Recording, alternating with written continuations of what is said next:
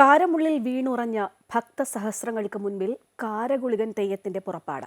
കാസർഗോഡ് അട്ടക്കാട് ഭഗവതി ക്ഷേത്രം കളിയാട്ട മഹോത്സവത്തിലാണ് അപൂർവ തെയ്യക്കോലം അരങ്ങിലെത്തിയത്.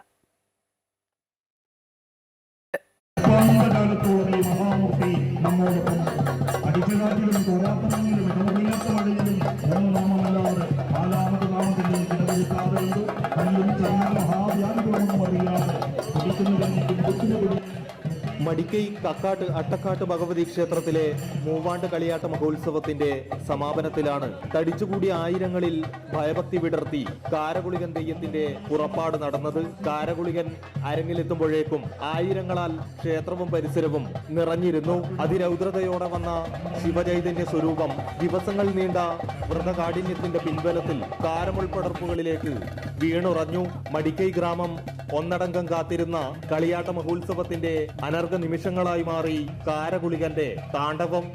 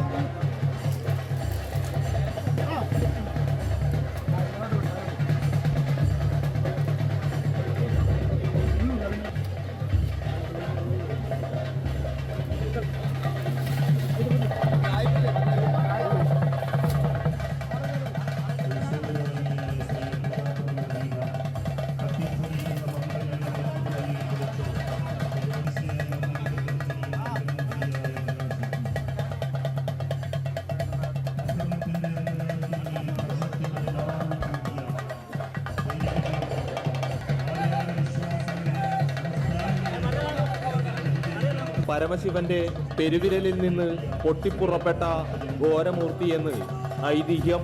കാരമുള്ളിൽ വീണുറഞ്ഞ തെയ്യം പിന്നീട് ത്രിശൂലമെടുത്ത് അനുഗ്രഹമേകാനായി ഭക്തർക്കരികിലെത്തി.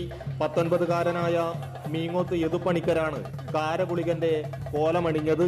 4 ദിവസം നീണ്ട മഹോത്സവത്തിൽ അട്ടക്കാട്ട് ഭഗവതി, പൂമാരുതൻ, വിഷ്ണുമൂർത്തി, ചെരളത്ത് ഭഗവതി തുടങ്ങിയ തെയ്യങ്ങളും കെട്ടിയാടി. അമൃത ന്യൂസ്, കാസർഗോഡ്.